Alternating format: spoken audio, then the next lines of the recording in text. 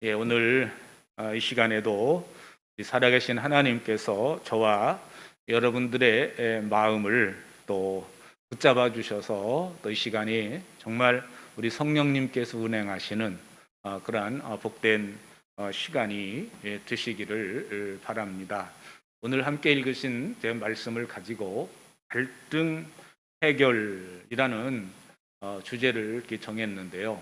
이 갈등이라고 하는 말은 뭐 아시는 분은 아시겠지만 우리 칡넝쿨하고 등나무 넝쿨이 이렇게 서로 얽힌다는 그런 의미가 됩니다.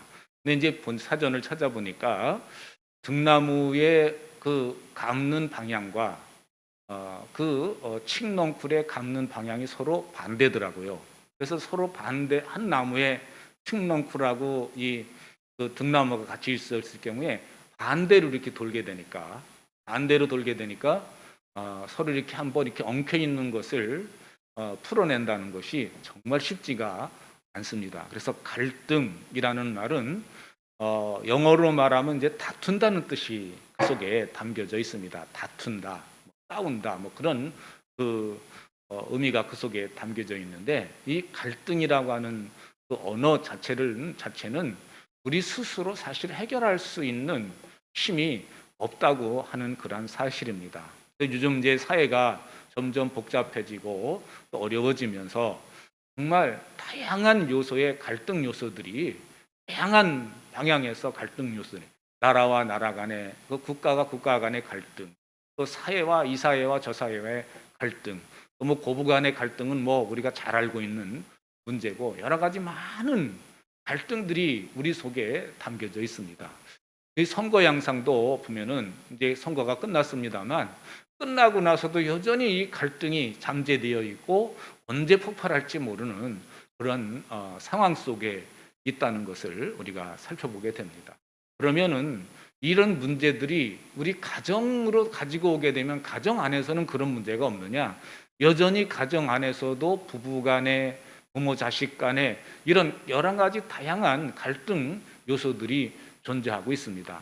그렇다면 성경에서는 이런 문제를 어떻게 다루고 있고 또 어떻게 해결해 주고 있는가 라는 것을 이렇게 함께 살펴보고자 하는데, 오늘 저와 여러분들이 읽으신 이 창세기 26장에 나오는 이삭의 이야기는 어떻게 보면은 예수님께서 마태복음 5장에서 말씀하셨던 그 내용을 실제로 실천한 인물이 됩니다. 그래서 여러 가지 뭐 성경 속에 갈등의 상황들이 많이 나오고 있습니다만, 오늘은 이삭을 통해서 함께 은혜를 받고자 합니다. 여러분, 이삭은 여러분들이 알고 있는 것처럼 아브라함이 100세 때 낳은 아들입니다. 그래서 하나님께서 나로 웃게 하셨다라고 하는 그런 의미에서 이름을 이삭이라고 줬어요. 웃다라는 의미가 이삭이죠. 그래서 그 이름대로 산 인물이 바로 이삭이 아닌가라고 이런 생각이 듭니다. 아브라함 때에도 큰 기근이 있었고, 아브라함 때에도 큰 흉년이 일어나서 아브라함이 그 피난한 곳이 이집트 땅이었죠. 그런데 또 이 이삭도 보니까 그 아브라함 때 있었던 큰 흉년이, 비슷한 흉년이 이제 이삭 때에도 일어나게 된 거예요. 그래서 이삭이 자기가 평소 하던 대로 지금 이제 도저히 현재 있는 위치에서는 뭐 있을 수가 없으니까 이제 그랄이라고 하는, 블레셋 사람들이 살고 있는 그랄이라고 하는 지역으로 일단 이동을 합니다. 목적은 이집트 땅으로 가기 위해서 이제 그쪽으로 이동한 거죠. 이제 일단 흉년은 피하고 보자 라고 하는 그런 생각에서 이삭이 그랄로 이제 이전을 이제 옮기게 되죠. 그랬을 때 하나님께서 그 밤에 나타나셔서 말씀하시기를 너 이집트로 가지 말라. 그리고 여기서 머물러라. 그러면 내가 네 아버지에게 약속한 그 약속을 내가 그대로 너와 후손에게 이루어주겠다라고 하는 그러한 말씀을 하죠. 그 말씀을 듣고 이삭이 순종을 합니다. 순종을 해서 그 그랄 땅에 머물면서 이렇게 농사를 지었더니, 오늘 함께 읽으신 이제 말씀에 나와 있는 것처럼 그 씨를 뿌려서 농사를 지었더니 100배의 결실을 거두었다. 그래서 이렇게 그 뿌린 것에 100배를 얻었으니까 그 당시의 농사법으로는요, 상상할 수도 없는 수확을 얻은 것이죠. 뭐 지금은 우리가 씨앗을 뿌리면 뭐 벼이삭 벼 한 알에 보통 300알, 400알, 어떤 경우는 뭐 많이 했는 걸 500알까지 열린다고 그래요. 그런 많은 이렇게 농사 기술이 발달해서 그랬지만 이 성경 시대에는 그냥 뿌리고 거두는 것뿐이에요. 뭐 개발된 것도 아니고. 그런데 평소 다른 사람들의 농사진 거에 비해서 엄청난 수확을 거둬들이게 되고, 또 수많은 종들을 자연스럽게 종들을 이제 두게 되고, 그 이삭이 보니까 너무 잘 되는 것이죠. 사촌이 땅을 사면 배가 아프다고 이방 사람이 와가지고 거기서 이렇게 부자가 되고 종들을 많이 거느르게 되니까 자연스럽게 시기와 질투의 현상이 나타나게 됩니다. 그래서 여기 이제 14절에 말씀해 보시면, 그가 양떼와 소떼, 남종과 여종을 많이 거느리게 되니 블레셋 사람들이 그를 시기하기 시작했다라고 말씀합니다. 시기하기 시작했다. 여기 시기라는 단어 하나만 있습니다만, 시기, 질투, 어떻게 하면 저것을 눈에 가시같이 보이는 저 사람, 이 이방 사람이 우리 땅에 와가지고 이제 농사를 짓고 막 하는 일마다 잘 되는 것이죠. 그래서 마이다스의 손이라고 그럴까요? 손 대는 것마다 잘 되는, 그러니까 굉장히 블레셋 사람들의 이제 경계 대상이 되고 시기의 대상이 됩니다. 그래서 이제 그런 결과적으로 어떻게 하면 저 사람이 안 되게 만들까? 저 사람이 어떻게 하면 안 되게 만들까? 시기에는 결국 방해하는 것이죠. 잘 되는 것을 방해하기 시작했다는 말입니다. 마음으로 시작했던 것이 이제는 행동으로 옮겨지기 시작하는데, 15절 말씀해 보시면 그들이 한 첫 번째 행동이 뭐냐면, 아브라함 때 아버지, 그 이삭의 아버지 아브라함 때 아브라함의 종들이 판 모든 우물을 그냥 하나도 남겨두지 않고 모든 우물들 다 막아버리고 흙으로 메워버렸습니다. 그러니까 너희들 양떼 소떼 이렇게 많은데 너 한번 골탕 좀 먹어봐라, 이런 얘기죠. 너 골탕 좀 한번 먹어봐라. 그래서 이 우물은 소유권이 있어요. 여기에 우물은 소유권이 있어요. 왜냐하면 그 당시에 지금도 마찬가지지만 그쪽 지역은 물이 귀한 것이기 때문에 이 물은 생명줄과도 같아요. 우리나라는 우물을 파게 되면 금방 몇 미터만 파면은 우물이 나오기도 하고, 또 깊이 파면 물이 좋다고 그래서 기계들이 좋아서 깊이 파기도 합니다만, 이 당시에 이 팔레스타인 지역에 우물을 판다는 것은 결코 쉬운 일이 아니었습니다. 그래서 엄청난 수고와 대가를 지불해야만 우물 하나를 얻을 수가 있었는데, 이 모든 우물들을 다 메워버리고 이렇게 그냥 흙으로 그냥 각종 쓰레기로 그냥 덮어버리니까, 이거 정말 어떻게 너희들 여기서 살지 말라는 얘기죠. 살지 말라는 얘기죠. 그래서 이제 이런 현상과 함께 16절에 보면은 드디어 그 땅의 왕인 아비멜렉이 이삭에게 찾아와서 얘기합니다. 우리에게서 떠나가라. 이제 너는 우리보다 훨씬 강하다. 너 우리보다 훨씬 강하고 또 잘 되고 그러는 거 보니까 안 되겠다. 떠나라. 라고 해서 이제 선포를 합니다. 그래서 할 수 없이 이삭이 그곳을 떠나게 되죠. 그랄 지역을 떠나서 그랄 평원으로 이제 같은 그랄이지만 중심부에서 떠났다는 얘기입니다. 중심부에서 떠나서 평원으로 가다가 이제 장막을 치고서 거기에 자리를 잡고 살게 됩니다. 이제 일단 거기에 자리를 잡으면은 물이 필요하게 되니까 거기서 또 18절에 보시면 자기 아버지 아브라함 때 팠던 우물들을 다시 다 파게 됩니다.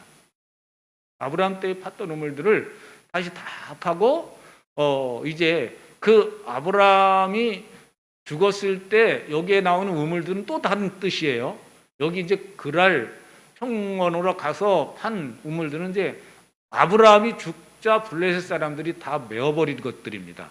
그 메워버린 것들을 찾아서 하나하나 다 파고 우물들을 그의 아버지 아브라함이 부르던 이름 그대로 불렀다라고 이렇게 말합니다. 일단 그 메웠던 우물들을 다시 파서 물 문제를 해결을 했는데 19절 보게 되면 항상 한 곳에 머무를 수 없잖아요. 이제 종들이 그 그랄 평원에서 새로운 우물을 팝니다. 새로운 우물을 파다가 물이 솟아나는 샘줄기를 찾아내요. 그러니까 정말 이 물이 잘 나온다는 얘기죠. 물이 쫙 샘이 날 정도로 이렇게 찾아낼 정도면은 굉장히 물이 잘 나오는 그러한 것을 파게 됩니다. 그러니까 이 물을 팠을 때 얼마나 그 이삭과 함께한 사람들이 기뻐하고 즐거워했을까요?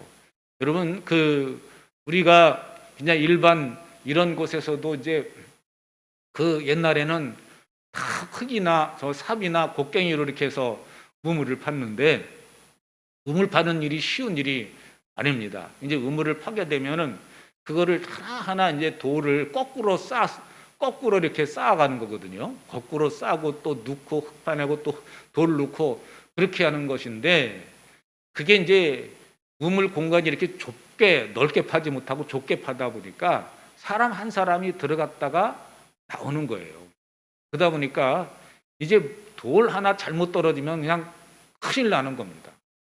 그래서 이제 우물을 해서 이렇게 우물을 파던 사람이 죽는 사람도 생기고요. 또 다리가 옛날에는 또 수술하는 그러한 것들이 이제 발달하지 못했으니까 그 돌이 그 위에서 떨어져 가지고 이 다리를 절단하는 그런 경우도 있었습니다. 근데 여기에는 우리나라 우물 파는 거는 뭐 상상도 할 수 없는 일이죠. 엄청난 기쁨이죠. 이것이 이들에게 있어서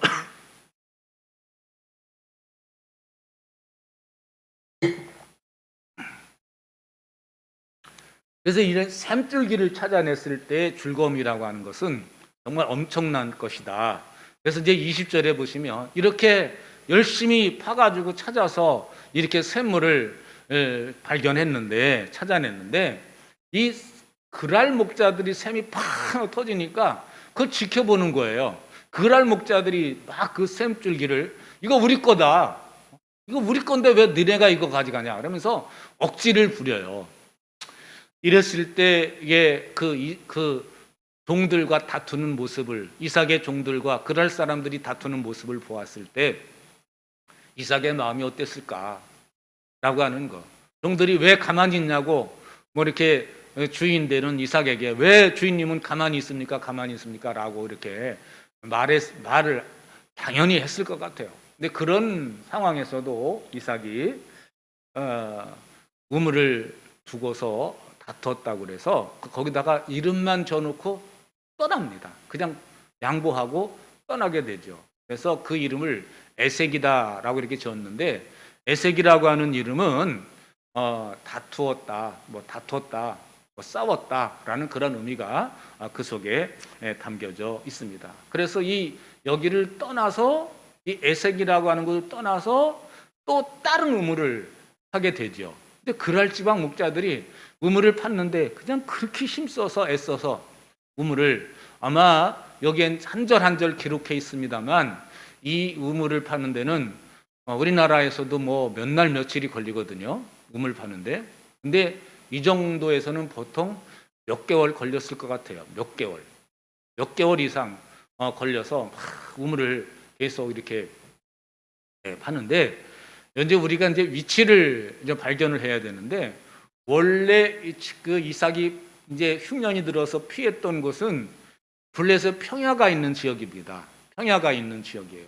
그러니까 이제 낮은 지역이죠. 지중해 바닷가 근처에 있는 지역이죠. 근데 이삭이 자꾸 떠나라 그래가지고 간 곳은 뭐냐면은 이 평야에서 이 바닷가에서 이렇게 완만하게 이렇게 올라갑니다. 그래서 지금 이제 예루살렘이라고 하는 것은 고원지대입니다. 이제 이렇게 올라가는 것인데 자꾸 이삭이 피하는 장소가 뭐냐면 쫓기는 장소가 자꾸 산 위로 올라가는 거예요. 이제 산줄기를 타고 올라가는 것인데 올라가게 된다라고 하는 것은 그만큼 우물을 파서 물을 찾기가 쉽지 않다는 그런 얘기입니다. 그런데도 불구하고 이삭이 종들을 데리고 가자. 그래서 가서 또다시 뭐 이제 팠는데 이제 종들이 그랄 목자들이 또 거기까지 쫓아와서 이거 우리 거다 시비를 거는 거예요. 그러니까 이게 보통 스트레스가 아니죠. 보통 받는 스트레스가 아닙니다. 그런데 이삭은 거기서도 그들에게 그냥 그들을 피하고 그 이름을 신나라고 졌습니다. 그러면 시비하다 뭐 그런 의미가 이 속에 담겨져 있어요. 시비하다, 반대하다. 여기서 당신들 여기 우리 지역인데 왜 여기서 자꾸 땅을 파고 우물을 파고 그러느냐 뭐 그런 얘기겠죠. 이거 우리 거다. 우리 땅에서 판 거니까 우리 거다. 뭐 이렇게 억지 주장을 한 거겠죠. 그래서 그런 억지 주장에 많은 심각한 뭐 타격이 되겠죠. 이런 하는 동안에 뭐 그들이 목자들이나 또 목자들도 지치고 또 양이나 뭐 그런 염소들이 제대로 물을 제때 공급받지 못할 경우에 뭐 이렇게 죽어나가는 그런 현상도 일어났을 것이고, 그런데 이삭은 이런 엄청난 손해를 봄에도 불구하고 양보하고 또 다시 다른 곳으로 가게 됩니다. 그래서 거기서 다시 옮겨가지고 또 다른 우물을 이제 파게 되는데 그때는 아무도 시비를 걸지 않았다고 이렇게 표현합니다. 그래서 그는 이제 이렇게 고백을 합니다. 이제 주께서 우리가 살 곳을 넓히셨으니 여기에서 우리가 번성하게 되었다 라는 그런 고백을 합니다.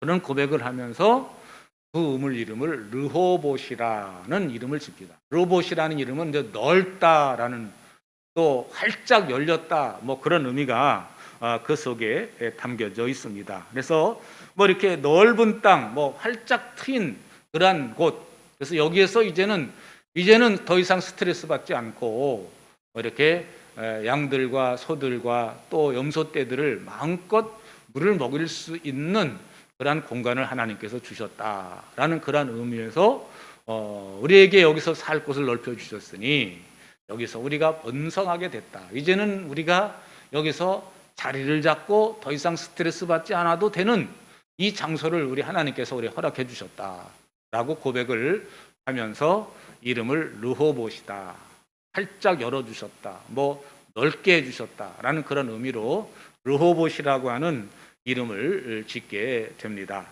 그래서 이제 이 사건 이후에 이 이삭이 여기서 멈춘 것이 아니라 다시 좀 더 가서 브엘세바라고 하는 브엘세바라는 곳으로 가게 됩니다.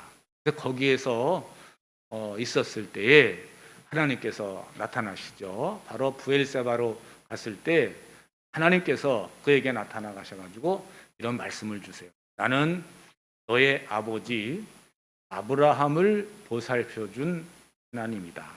내가 너와 함께 있으니 두려워하지 말아라.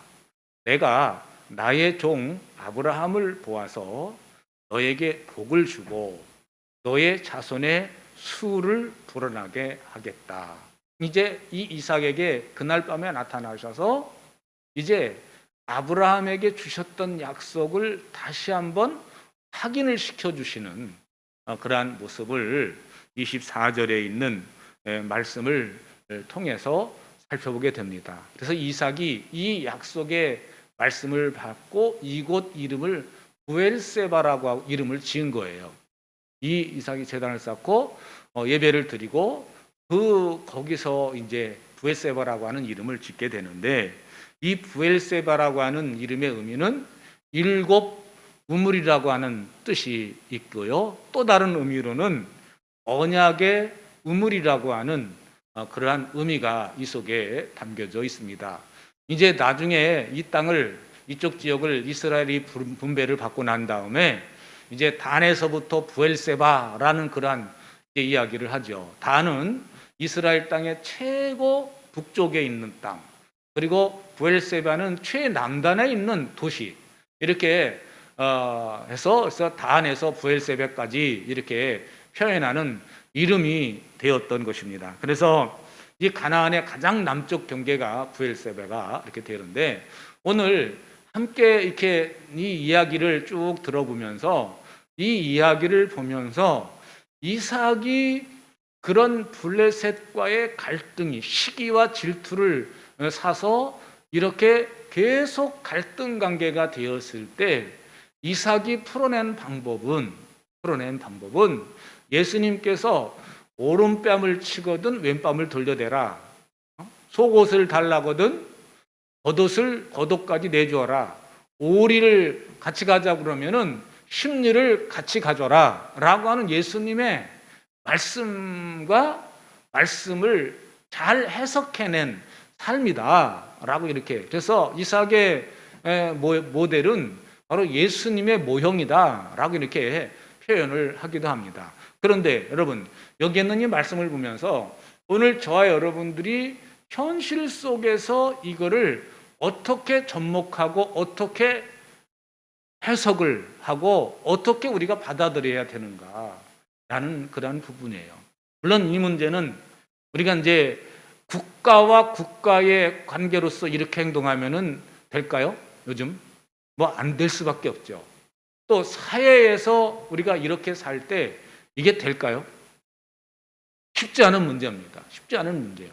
그런데 오늘 그 예수님께서 마태복음 5장, 6장, 7장에 나오는 산상수훈에서 말씀하시는 그러한 부분과 이삭이 한 행동과 비슷한 이렇게 부분들이 많이 있습니다만, 우리가 예수님께서 마태복음 5장, 6장, 7장에서 산상수훈이라는 그런 말씀인데 그 말씀 속에서 원수사랑이라고 하는 말을 특별히 한번 빼서 우리가 생각해 보면은 그거를 어떻게 우리가 해석해 내는가? 갈등이죠. 다툼이죠.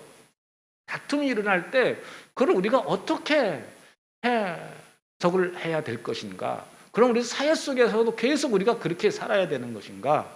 라는 그러한 질문이 나오게 되죠. 꼭 그렇지는 않습니다.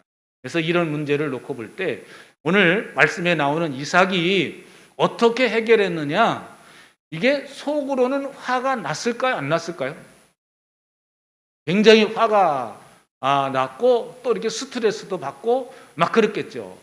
그런데 이 이삭은 이렇게 종들이 다투는 그러한 모습, 블레셋 사람들이 시비를 거는 그러한 상황 속에서 이 이삭이 한 행동은 그냥 자리를 피해 준 거죠. 여기서 계속 있다가는 더 싸우고 그래야 좋을 것 없겠다. 계속 양보를 하고 또 양보를 하고 또 양보를 한 거예요. 그렇지만 이 속에 내면에 이게 성경 속에 기록이 되진 않았지만 결국 오늘 마지막 부분에서 브엘세바라고 하는 곳에서 하나님께서 나타나셔가지고 말씀을 하셨어요.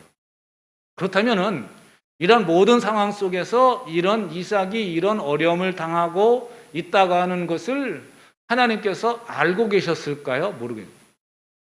하나님께서 물론 알고 계셨죠. 당연히 알고 계셨지만 왜 바로 즉각적으로 개입하지 않으셨던 것일까? 하나님은 이삭이 어떻게 하는가를 보셨던 것 같아요. 하나님께서 함께 하시지만 하나님께서 돌보시고 인도해 주셔서 우물을 파게 되면 꼭 성공하게 만드시잖아요. 그건 하나님이 하신 일이죠. 종들을 통해서 우물을 팠지만 그 우물을 정확한 장소에서 샘 근원을 나올 수 있도록 이런 우물을 파서 물 근원을 발견한다는 건 쉬운 문제가 아니죠. 그런데 이 종들이 팔 때마다 성공하게 만드세요. 그 일은 누가 하셨어요? 하나님이 하셨죠. 하나님이 하셨어요. 그래서 이러한 모든 과정 직접 개입하시진 않았지만 그 다툼의 문제에 대해서 직접 개입하시진 않으셨지만 그냥 한 가지 그냥 양보해서 갈 때 그 문제를 빨리 속히 해결할 수 있도록 도우신 분이 하나님이신 줄로 믿습니다. 그래서 저는 오늘 이 말씀을 보면서 우리가 우리 사회 속에서 뭐 어쩌고저쩌고 그러지만 좀 소극적인 방법으로 그냥 속으로 참고 이 문제는 누구에게로 가져와야 되느냐? 하나님께로 가져와서 하나님께 이 문제를 놓고 기도하는 그러한 자세가 필요하다라는 것을 오늘 말씀에서 우리에게 가르쳐 주시고 있습니다. 이삭은 정말 하나님의 말씀에 순종해서 그 땅에 머물렀는데 처음에는 잘 돼가지고 감사하고 하나님 말씀대로 저희가 순종했더니 하나님께서 이렇게 큰 복을 주셔서 감사합니다. 감사 찬송 예배 드렸겠죠.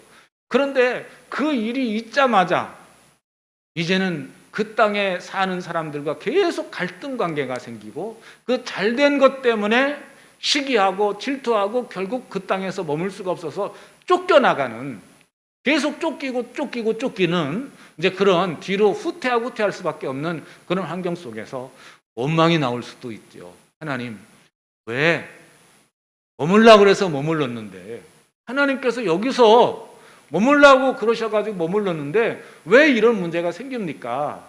라고 그렇게 항변할 수도 있지만 이삭은 그 상황에서 원망했다는 말이 나오질 않습니다. 저는 아마 하나님 앞에 스트레스 받았지만 그런 형편사정을 그대로 아뢰고 지금 형편이 이렇습니다. 상황이 이렇습니다. 우리 이 종들과 이런 하나님께서 약속을 해주셨는데 이런 어려움들이 있습니다. 정말 사실 무섭습니다. 두렵습니다. 라고 하는 기도를 했다고 하는 사실을 우리 브엘세바라고 하는 장소에서 하나님이 꿈에 나타나셔서 말씀하신 그거를 통해서 우리는 확인할 수가 있겠습니다. 그래서 이삭이 이렇게 기도했을 때 하나님이 응답으로 나중에 이제 브엘세바라고 하는 곳에서 하나님이 이곳으로 우리를 인도해 주셨어. 하나님께서 우리 땅을 넓혀 주셨어. 그것을 깨닫게 됐을 때에 하나님이 나타나신 것 같아요. 그래서 오늘 이제 말씀을 24절 말씀을 다시 한번 보시면 이렇게 나와 있습니다. 이제 23절 봐주실래요? 23절. 22절. 죄송합니다.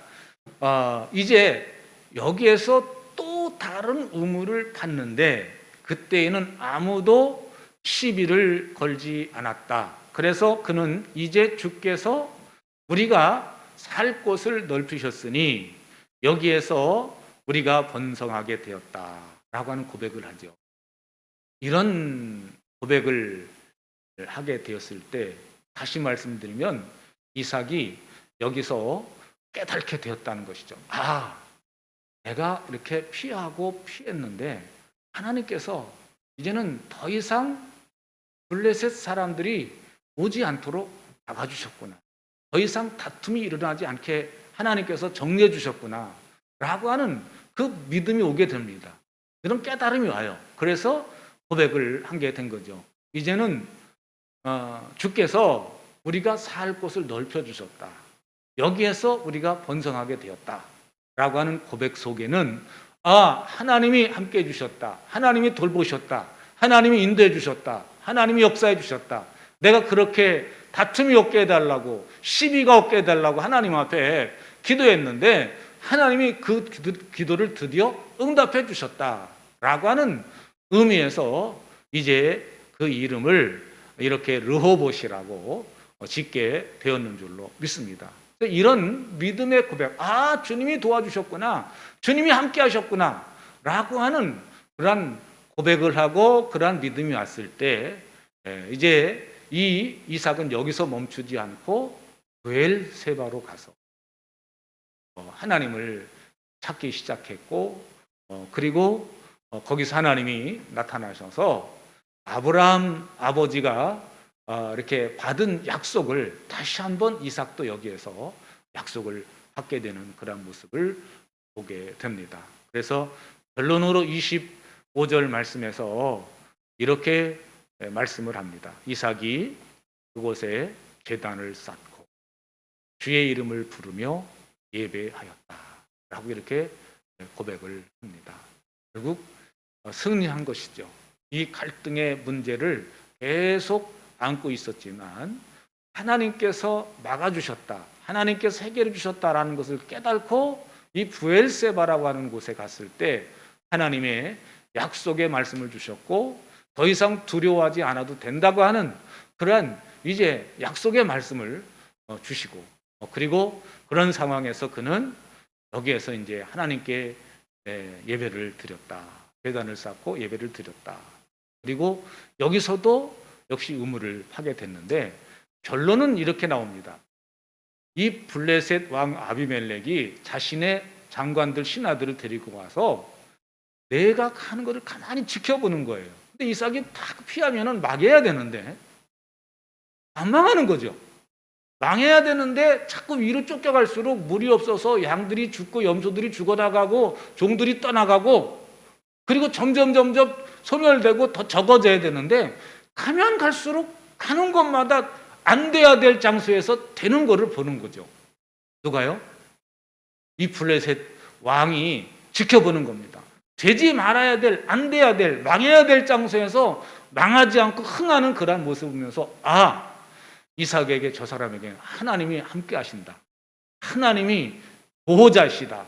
하나님이 함께 하시는 모습. 그러니까 오히려 무섭죠.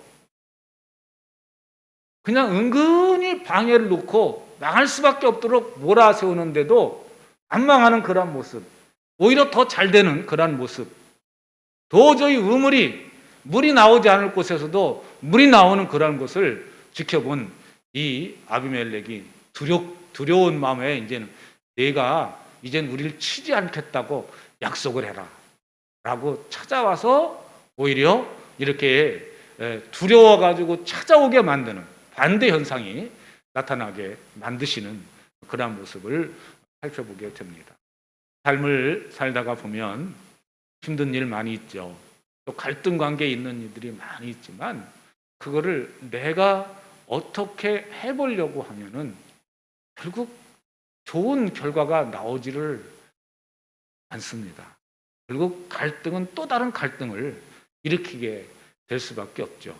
그런데 오늘 말씀에 나오는 이삭의 이야기를 통해서 우리 삶 속에 개인적으로 여러분들이 적용을 해서 피하고 양보하고 그 대신 그 문제를 하나님께 가져가서 해결을 하신다면 오늘 이삭이 결국 나에게 못되게 행동했던 아비멜렉이 찾아와서 이렇게 오히려 무서워서 하나님이 너와 함께 하시는 모습을 라고 하는 그 소리를 듣는 그러한 일이 일어나는 것처럼 오늘 저와 여러분에게도 그런 일들이 반드시 일어나게 될 줄로 믿습니다.